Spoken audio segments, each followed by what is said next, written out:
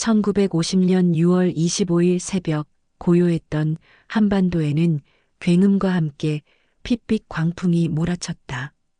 평화로운 일요일의 아침을 기대했던 수많은 이들의 꿈은 북에서 남으로 쏟아져 내려오는 포탄과 총성 속에 산산이 부서졌다. 그날 23세 나이로 저녁을 코앞에 둔 국군 하사 이진호는 고향 부산에서 어머니의 손맛이 그리워 휴가를 반납하고 부대 복귀를 준비하던 참이었다. 그의 마음은 이미 며칠 후 있을 저녁식과 고향에서의 안락한 삶으로 가득 차 있었다. 1950년 6월 25일 동이 채 트지 않은 새벽녘 강원도 철원의 한적한 숲길에는 아직 이슬이 촉촉이 맺혀 있었다. 나뭇가지 사이로 비집고 들어오는 희미한 여명 아래 국군 하사 이진호는 고향 부산에서 부대로 복귀하는 중이었다. 그의 발걸음은 가벼웠다. 며칠 후면 정든 군복을 벗고 어머니의 품으로 돌아갈 수 있다는 생각에 그의 입가에는 미소가 떠나지 않았다. 지난 휴가 때 어머니는 그의 손을 잡고 우리 아들, 이제 고생 끝이네. 돌아오면 따뜻한 밥 해줄게. 라고 말씀하셨다. 그 따뜻한 말 한마디가 그의 군 생활의 모든 고단함을 잊게 할 만큼 큰 위로가 되었다. 특히 조만간 태어날 동생 소식은 진호의 마음을 더욱 설레게 했다. 어릴 적부터 외동으로 자란 그는 항상 동생을 갖고 싶어 했다. 이제 그 꿈이 현실이 되는 것이었다. 고향에 도착하면 제일 먼저 어머니가 해주신 고등어 조림을 먹어야지. 그는 벌써부터 어머니의 손맛이 그리웠다. 그의 눈앞에는 어머니의 자애로운 얼굴과 식탁 위에 놓인 김이 모락모락 나는 고등어 조림이 아른거렸다. 그는 상상 속에서 이미 어머니가 차려주신 따뜻한 밥상을 마주하고 있었다. 군대에서 먹던 딱딱한 짬밥과는 비교할 수 없는 정성이 가득 담긴 음식이었다. 숲은 새벽의 정적에 잠겨 있었고 간간이 들려오는 풀벌레 소리와 이른 아침 새들의 지저귐만이 그의 평화로운 상념을 방해하는 유일한 소리였다. 진호는 깊게 숨을 들이쉬며 숲의 싱그러운 내음을 폐부 깊숙이 들이마셨다. 이 평온함이 영원히 지속될 것만 같았다. 그는 곧 맞이할 새로운 삶, 평범하지만 행복한 일상을 꿈꿨다. 군대에서 배운 강인함과 성실함으로 무엇이든 해낼 수 있을 거라 생각했다. 작은 가게를 열거나 농사를 지으며 가족과 함께 오순도순 살아가는 모습. 그의 머릿속에는 구체적인 미래 계획이 펼쳐졌다. 가게의 간판은 어떤 글씨체로 할지, 밭에는 어떤 작물을 심을지, 아이가 태어나면 어떤 이름을 지어줄지까지. 그의 미래는 밝고 희망으로 가득 차 있었다. 그는 자신의 손으로 일군 삶을 상상하며 가슴 벅찬 행복을 느꼈다. 그러나 그 평화는 마치 연약한 거품처럼 한순간에 터져버렸다. 예상치 못한 순간에 모든 것이 산산조각 났다. 콱콱쾅! 갑작스러운 굉음이 새벽의 정적을 갈랐다. 진호는 온몸이 흔들리는 것을 느꼈다. 처음에는 멀리서 들려오는 천둥 소리라고 생각했다. 그러나 뒤이어 들려오는 연속적인 폭발음은 단순한 천둥이 아님을 직감하게 했다. 하늘은 순식간에 잿빛으로 변했고 거대한 화염이 솟구쳐 올랐다. 땅이 격렬하게 진동했고 발 아래 흙이 파도처럼 일렁였다. 그의 시야에는 섬광과 함께 솟구쳐 오르는 흙먼지가 가득 찼다. 하늘에서는 쇠붙이 덩어리들이 빗발치듯 쏟아져 내리는 소리가 들렸다. 그는 본능적으로 귀를 막았다. 나무들이 비명을 지르듯 찢겨져 나가고 거대한 몸통이 마치 장난감처럼 쓰러지는 것을 그는 경악하며 바라보았다.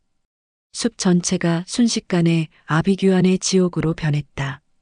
끔찍한 파괴의 광경은 그의 눈앞에서 생생하게 펼쳐졌다.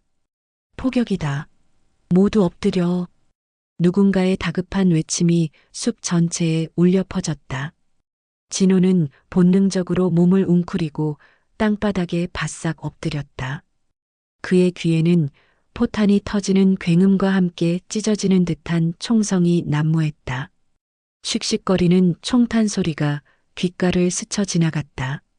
주변에서는 비명소리와 함께 부상당한 병사들의 신음소리가 들려왔다.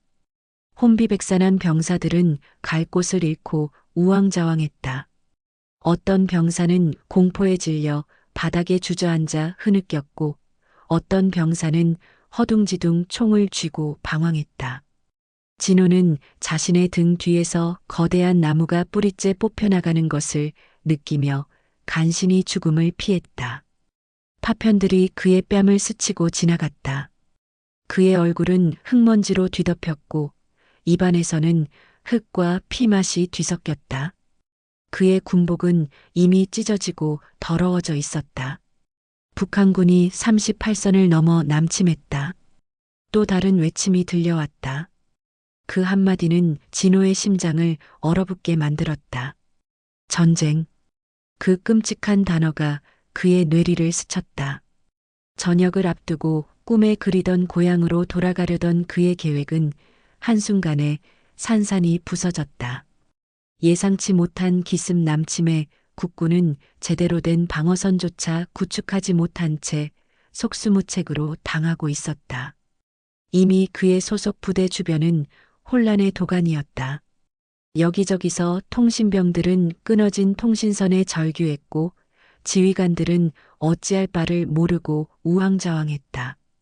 병사들은 공포에 질려 눈물을 흘리거나 분노에 찬 얼굴로 총을 움켜쥐고 있었다. 젊은 병사들의 얼굴에는 아직 피어보지도 못한 청춘의 꿈들이 파편처럼 산산이 부서지는 고통이 역력했다. 그들의 눈에는 죽음의 그림자가 드리워져 있었다. 진호는 자신이 겪게 될 고통과 젊은 동료들의 희생을 직감했다. 그의 눈앞에는 어머니와 곧 태어날 동생의 얼굴이 스쳐 지나갔다. 고향에 두고 온 그들의 안전이 가장 먼저 걱정되었다. 부산은 지금 안전할까? 그들은 이 끔찍한 소식을 들었을까? 수많은 질문들이 그의 머릿속을 스쳐 지나갔지만 답을 찾을 시간은 없었다. 그의 심장은 격렬하게 요동쳤다. 두려움과 함께 알 수 없는 의무감이 그의 어깨를 짓눌렀다. 그는 조국을 지켜야 한다는 강렬한 사명감을 느꼈다. 진호는 깊게 숨을 들이쉬고 떨리는 손으로 총을 고쳐 잡았다. 그의 얼굴은 흙먼지 범벅이었지만 그의 눈빛은 흔들리지 않았다. 비록 그의 몸은 공포로 인해 떨렸지만 그의 정신은 더욱 굳건해졌다. 그의 눈은 살아남겠다는 강한 의지로 불타올랐다. 반드시 살아남아 고향으로 돌아가리라. 어머니의 따뜻한 품으로, 그리고 아직 보지 못한 동생의 얼굴을 보리라. 그의 가슴 속에는 죽음의 공포를 이겨낼 강한 의지가 싹트기 시작했다. 그는 군인이었다. 조국을 지켜야 할 의무가 있었다. 비록 예상치 못한 전쟁의 소용돌이에 휘말렸지만 그는 포기하지 않을 것이었다. 숲은 여전히 포연으로 가득했고 총성과 비명소리가 끊이지 않았다. 여기저기서 불길이 치솟았고 매캐한 연기가 그의 시야를 가렸다. 썩은 살 냄새와 화약 냄새가 뒤섞여 역겨운 악취를 풍겼다. 진호는 이제 더 이상 망설이지 않았다. 그는 자신의 총을 굳게 움켜쥐고 피 튀기는 전쟁의 한가운데로 발걸음을 옮겼다. 그의 첫 전투는 그렇게 시작되었다. 그의 삶을 송두리째 바꿔놓을 핏빛 여정의 서막이었다. 그는 몰랐다. 이 전쟁이 얼마나 많은 것을 앗아갈지, 그리고 그가 얼마나 많은 절망과 희망을 마주하게 될지. 하지만 그는 결코 무너지지 않을 것이었다. 그의 발걸음은 비록 무거웠지만 그의 눈빛은 전방을 향해 굳건히 빛나고 있었다. 그의 심장 속에는 고향에 대한 그리움과 가족에 대한 사랑이 거대한 불꽃처럼 타오르고 있었다. 그것이 그가 살아남아야 할 이유였다. 전쟁의 첫날, 진호는 그렇게 자신과의 싸움을 시작했다. 그의 젊은 영혼은 이미 전쟁의 그림자에 깊이 잠식되었지만 그의 내면에는 불굴의 의지가 굳건히 뿌리내리고 있었다. 그는 군인이었고 그가 할 수 있는 모든 것을 다할 준비가 되어 있었다. 그의 등에는 무거운 배낭이, 손에는 차가운 총이 쥐어져 있었지만 그의 마음은 뜨거운 투지로 불타올랐다. 전쟁은 진호의 상상을 초월하는 지옥이었다. 북한군의 파상 공세는 멈출 줄 몰랐고 국군은 속절없이 밀려났다. 그들은 마치 거대한 파도처럼 밀려들어왔고 국군은 거센 물살에 휩쓸리는 작은 배와 같았다. 매일같이 수십, 수백 명의 병사들이 목숨을 잃었고 그들의 피는 땅을 적시고 강물을 물들였다. 한강 방어선은 불과 며칠 만에 무너졌고 수도 서울은 순식간에 적의 손에 넘어갔다. 폐허가 된 서울의 거리는 비명과 절규로 가득했다. 거리에는 폭격으로 무너진 건물 잔해가 뒹굴었고 익숙했던 풍경은 사라지고 잿빛 그림자만이 가득했다. 불길은 밤낮 없이 치솟았고 매캐한 연기는 하늘을 뒤덮었다. 진호는 피난민들의 행렬 속에서 굶주림과 두려움에 지쳐 쓰러지는 노인들과 아이들을 보며 피가 거꾸로 솟는 듯한 분노와 무력감을 느꼈다. 그들의 눈빛에는 삶에 대한 마지막 희망조차 찾아볼 수 없었다. 앙상하게 마른 손으로 구걸하는 아이, 죽은 부모의 시신 옆에서 울부짖는 어린 소녀, 그 모든 장면들이 그의 마음에 깊은 상처를 남겼다. 그들은 대체 무슨 죄가 있기에 이런 참혹한 현실을 마주해야 하는가. 진호는 자신이 아무것도 해줄 수 없다는 사실에 무력감을 느꼈다. 그의 마음속에는 죄책감이 자리 잡았다. 자신이 살아있다는 사실조차 그에게는 사치처럼 느껴졌다. 진호는 매일 밤 악몽에 시달렸다. 죽은 전우들의 비명소리와 피비린내가 그의 잠자리를 뒤흔들었다. 꿈속에서 그는 쏟아지는 포탄과 총탄 속에서 간신히 살아남았지만 옆에 있던 동료의 머리가 터져나가는 끔찍한 광경을 여러 번 목격했다. 생생한 꿈은 그의 현실과 뒤섞여 그를 더욱 고통스럽게 만들었다. 그는 꿈속에서 끊임없이 도망치고 싸웠다. 잠에서 깨어나도 그의 몸은 땀으로 흠뻑 젖어 있었고 심장은 격렬하게 뛰었다. 그의 손은 이미 셀 수 없이 많은 총알을 쏘아냈고 그의 눈은 수많은 죽음을 직접 보았다. 그의 정신은 피폐해져 갔다. 매 순간이 삶과 죽음의 경계였다. 식량과 물은 부족했고 잠은 늘 모자랐다. 몸은 천근만근 무거웠지만 쉬고 싶어도 쉴 수 없었다. 그는 그저 명령에 따라 움직이는 기계처럼 느껴졌다. 그의 얼굴은 수염으로 더럽혀졌고 눈은 핏발이 서 있었다.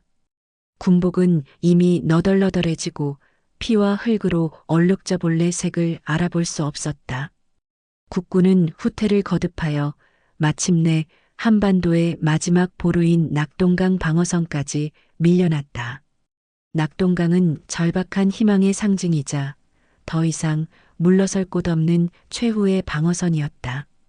이곳이 뚫리면 대한민국은 존재하지 않는 것이나 다름없었다.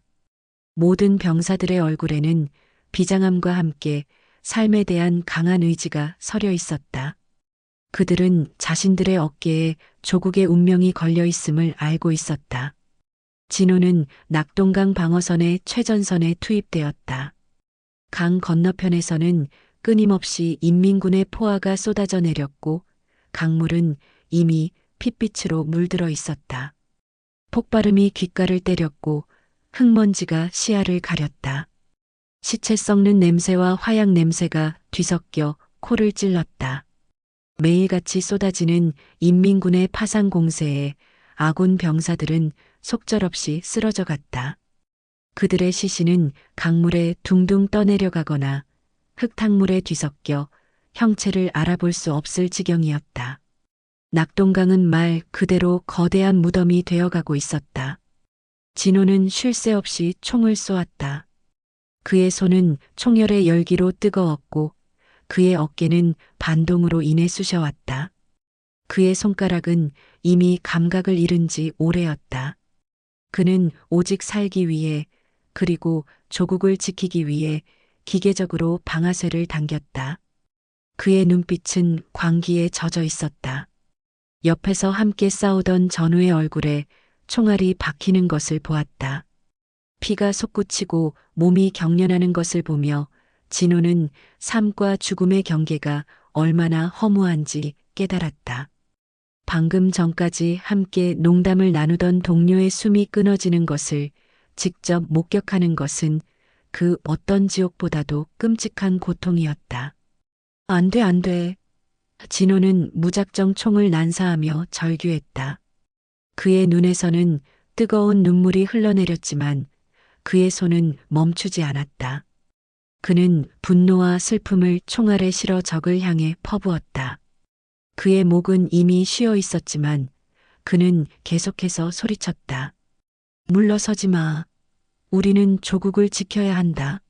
한 발짝도 물러설 수 없어.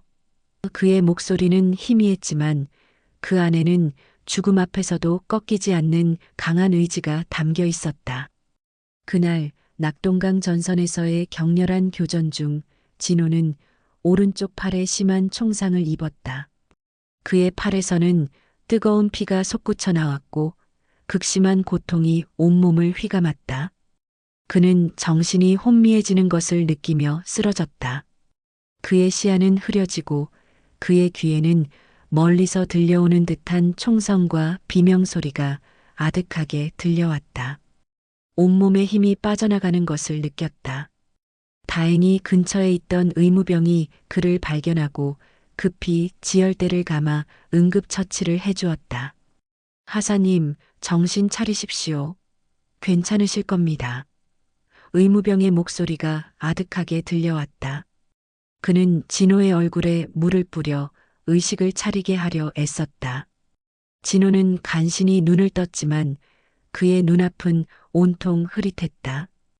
의무병은 그의 부상당한 팔을 감싸며 조심스럽게 그를 후방으로 옮기려 했다. 진호는 부상병들로 가득 찬 후속 열차에 간신히 몸을 실었다. 열차 안은 신음소리와 비명소리로 가득했다. 절단된 팔과 다리, 피범벅이 된 얼굴 그들의 고통스러운 표정은 진호의 마음을 더욱 무겁게 짓눌렀다. 죽음의 그림자가 진하게 드리워진 그곳에서 진호는 자신의 나약함과 전쟁의 비참함을 다시 한번 깨달았다. 열차는 느릿느릿 부산을 향해 움직였다. 창밖으로는 파괴된 마을과 잿더미가 된 논밭이 스쳐 지나갔다. 아름다웠던 한반도는 이제 끔찍한 상처투성이의 모습으로 변해 있었다. 그는 폐허가 된 고향의 모습을 상상하며 가슴이 미어지는 듯했다. 어머니와 동생은 무사할까? 그들은 피난을 갔을까? 아니면 끔찍한 생각은 그의 머릿속을 떠나지 않았다. 그는 살아있다는 죄책감에 시달렸다. 수많은 전우들이 자신 대신 죽어갔다는 생각에 그의 심장은 찢어지는 듯 아팠다. 부산으로 향하는 열차 안에서 진호는 죽음의 문턱을 여러 번 넘나들었다. 그의 팔은 끊임없이 고통을 호소했고 열기로 인해 몸은 땀으로 축축했다. 고열과 오한이 번갈아 찾아왔고 의식이 오락가락하는 와중에도 그의 머릿속에는 오직 어머니와 동생의 얼굴만이 떠올랐다. 어머니의 따뜻한 미소, 동생의 맑은 눈 그들을 다시 만날 수 있을까 하는 희망만이 그를 살게 하는 유일한 이유였다. 그는 이를 악물고 버텼다. 이대로 죽을 수는 없었다. 그는 반드시 살아서 고향으로 돌아가야 했다. 낙동강 전선에서 흘렸던 피와 눈물, 그리고 전우들의 희생이 헛되지 않도록 그는 살아남아야 했다. 그의 몸은 부서졌지만 그의 정신은 더욱 강해지고 있었다. 전쟁은 그에게서 모든 것을 빼앗아갔지만 동시에 살아남아야 한다는 강렬한 의지를 심어주었다. 기약 없는 치료의 여정 속에서 그는 고향으로 돌아갈 날만을 손꼽아 기다렸다. 그의 손은 무의식적으로 주머니 속에 작은 사진을 움켜쥐었다. 가족 사진이었다. 빛바랜 사진 속의 가족들은 평화롭게 웃고 있었다. 그 웃음만이 그를 지탱하는 힘이었다. 그는 다짐했다. 이 전쟁이 끝나면 반드시 이 가족 사진 속의 행복을 되찾겠다고. 그의 마음 속에는 복수심보다는 살아남아 평화를 되찾고자 하는 간절한 염원이 자리 잡았다. 부산의 한 병원에 도착한 진호는 간신히 목숨을 부지했지만 그의 육체는 이미 돌이킬 수 없는 상처를 입었다. 오른쪽 팔은 붕대로 칭칭 감겨 있었고 손가락조차 움직일 수 없었다. 그의 팔은 마치 생명이 없는 나무 토막처럼 축 늘어져 있었다. 의사의 진단은 청천벽력 같았다. 의사는 차가운 표정으로 그의 상태를 설명했다. 이 하사님, 오른쪽 팔에 박힌 파편이 신경을 건드려 더 이상 예전처럼 움직이지 못할 겁니다. 심각한 신경 손상입니다. 군인으로서의 활동은 어렵습니다. 이제 제대하셔야 합니다. 진호는 눈물을 흘렸다. 평생을 군인으로 살고자 했던 그의 꿈은 산산조각 났다. 조국을 위해 모든 것을 바치려 했던 그의 열정은 한순간에 사라지는 듯했다. 군복을 벗어야 한다는 사실은 그에게 죽음보다 더한 절망감으로 다가왔다. 그는 자신이 쓸모없는 존재가 된 것 같은 기분에 휩싸였다. 한 팔을 잃은 장애인으로서 앞으로 어떻게 살아가야 할지 막막했다. 그의 미래는 한치 앞도 보이지 않는 캄캄한 어둠과 같았다. 엎친 데 덮친 격으로 북한군에 의해 그의 고향이 점령되었다는 소식이 들려왔다. 부산에 피난 와 있던 친척들도 그의 가족에 대한 소식은 알지 못했다. 어머니와 동생의 안위를 걱정하며 진호는 밤잠을 설쳤다. 그들은 무사할까? 살아있을까? 아니면 끔찍한 상상은 그의 머릿속을 떠나지 않았다. 그는 죄책감에 시달렸다. 자신이 군인으로서 고향을 지키지 못했다는 자책감, 그리고 가족의 생사를 알 수 없다는 무력감. 그는 침대에 누워 천장을 응시하며 깊은 한숨을 내쉬었다. 자신의 삶이 왜 이렇게 비극적으로 흘러가는지 이해할 수 없었다. 진호는 병실 창밖을 멍하니 바라보았다. 창밖에는 피난민들이 텐트를 치고 생활하는 모습이 보였다. 그들 모두 전쟁의 상처를 안고 살아가는 사람들이었다. 그들의 고통스러운 표정은 진호의 마음을 더욱 아프게 했다. 진호는 그들의 눈에서 자신의 절망을 보았다. 진호가 병원에 입원해 있던 중 그는 같은 병실에 입원해 있던 한 소녀를 만났다. 소녀는 전쟁 고아로 폭격으로 가족을 모두 잃고 다리를 다친 채 병원에 실려왔다.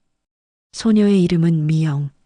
10살 남짓한 나이에도 불구하고 미영의 눈에는 깊은 슬픔과 함께 알 수 없는 강인함이 담겨 있었다. 그녀는 진호와 달리 눈물을 흘리지 않았다. 그저 묵묵히 병실 창밖을 바라볼 뿐이었다. 가끔씩 들려오는 포격 소리에도 미영은 눈 하나 깜빡하지 않았다. 그녀는 이미 너무 많은 것을 겪어버린 듯했다. 미영은 진호에게서 죽은 오빠의 모습을 보았는지 진호를 유독 따르기 시작했다. 진호가 식사를 할 때면 옆에 앉아 반찬을 집어주기도 했고 그가 힘들어할 때면 작은 손으로 그의 팔을 토닥여 주었다. 미영의 순수한 미소와 밝은 모습은 진호에게 큰 위로가 되었다. 그녀의 존재는 진호의 마음속에 드리워졌던 짙은 그림자를 조금씩 걷어내는 듯했다. 진호는 미영을 보며 자신의 아픔을 잊고 그녀에게 힘이 되어주고 싶다는 생각을 했다. 그녀의 작은 어깨에 드리워진 그림자를 덜어주고 싶었다. 진호는 미영을 보며 새로운 희망을 품었다.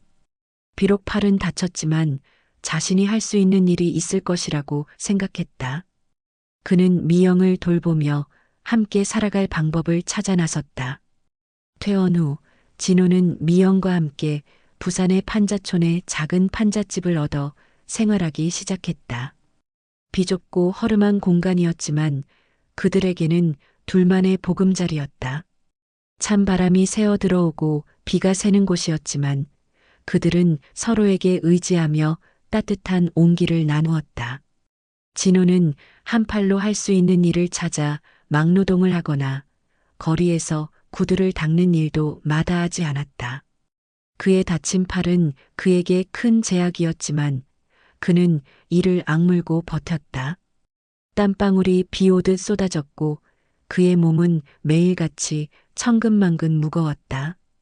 미영은 그런 진호를 돕기 위해 빈 병을 줍거나 신문을 팔아 돈을 보탰다. 그녀의 작은 손에 쥐어진 동전들은 그들의 삶에 큰 보탬이 되었다. 그들은 서로에게 의지하며 험난한 세상 속에서 버텨냈다. 미영은 진호에게 가족과 같은 존재가 되었다. 그의 삶의 의미이자 살아갈 이유가 되었다. 진호는 미영의 밝은 미소를 볼 때마다 살아갈 힘을 얻었다. 그녀의 웃음소리는 그의 지친 영혼의 담비와 같았다. 전쟁은 여전히 끝나지 않았지만 인천 상륙작전 성공 소식이 들려오면서 전세는 역전되었다. 국군과 유엔군은 파죽지세로 북진하기 시작했고 진호는 멀리서나마 고향으로 향하는 길이 열리고 있음을 느꼈다. 어쩌면 어머니와 동생을 만날 수 있을지도 모른다는 희망이 그의 마음을 부풀게 했다. 미영 역시 고향으로 돌아갈 수 있다는 생각에 설레어했다. 비록 그녀의 고향은 이미 폐허가 되었겠지만 그래도 남아있는 흔적이라도 보고 싶어 했다. 그들은 함께 지도를 펼쳐놓고 고향으로 돌아갈 길을 꿈꾸며 희미한 미소를 지었다. 미래에 대한 작은 기대감이 그들의 삶에 활력을 불어넣었다. 그러나 기쁨도 잠시, 중공군의 개입으로 전선은 다시 교착 상태에 빠졌다. 희망은 다시 절망으로 변하는 듯했다. 전쟁은 끝없이 이어질 것만 같았다. 휴전선은 고착화되었고 끝없는 전투는 계속되었다. 엎친 데 덮친 격으로 진호는 미영이 고열로 사경을 헤맨다는 소식을 들었다. 열악한 위생 환경과 영양실조로 인해 미영의 몸은 점점 약해지고 있었다. 그녀의 작은 몸은 마치 촛불처럼 흔들렸다. 창백한 얼굴과 떨리는 몸은 진호의 심장을 찢어놓았다. 약도 제대로 없는 상황에서 진호는 미영을 살리기 위해 모든 방법을 동원했다. 그는 미영을 등에 업고 병원과 약방을 전전하며 필사적으로 약을 구했다. 때로는 거짓골로 구걸하기도 했고 때로는 위험한 뒷골목에서 비싼 값에 암거래되는 약을 구하기도 했다. 그는 잠을 잊고 미영의 옆을 지켰다. 그의 눈은 충혈되었고 그의 몸은 떨렸지만 그는 포기하지 않았다. 그는 미영의 작은 손을 잡고 밤새도록 기도했다. 미영아, 제발 살아남아줘. 너마저 잃을 수는 없어. 제발. 그의 눈에서는 뜨거운 눈물이 흘러내렸다. 전쟁으로 가족을 잃은 슬픔과 함께 미영마저 잃을지도 모른다는 두려움이 그를 덮쳤다. 그의 삶에 찾아온 한 줄기 희망이 꺼져버릴까봐 그는 필사적으로 매달렸다. 미영은 단순한 고아가 아니었다. 그녀는 진호의 삶의 이유이자 어둠 속에서 빛나는 별과 같은 존재였다. 진호는 미영의 희미한 숨소리를 들으며 자신의 모든 것을 바쳐 그녀를 살려낼 것이라 다짐했다. 그는 비록 한 팔을 잃었지만 그의 심장은 여전히 뜨겁게 뛰고 있었다. 그 심장은 오직 미영을 위해 그리고 그들의 미래를 위해 뛰고 있었다. 그는 미영의 작은 손을 잡고 기적을 빌었다. 전쟁이 아무리 참혹해도 이 아이만은 지켜야 했다. 그가 살아야 할 유일한 이유였다. 진호의 필사적인 노력과 간절한 기도는 하늘에 닿았다. 며칠 밤낮을 사경을 헤매던 미영은 고열에서 기적적으로 깨어났다. 창백했던 미영의 얼굴에 혈색이 돌기 시작했고 그녀의 숨소리는 점차 안정되어 갔다. 진호는 미영의 작은 몸에서 느껴지는 미열이 사라지는 것을 느끼며 안도의 한숨을 내쉬었다. 그의 얼굴에는 오랜만에 희미한 미소가 떠올랐다. 그는 미영의 작은 손을 꼭 잡고 밤새도록 그녀의 곁을 지켰다.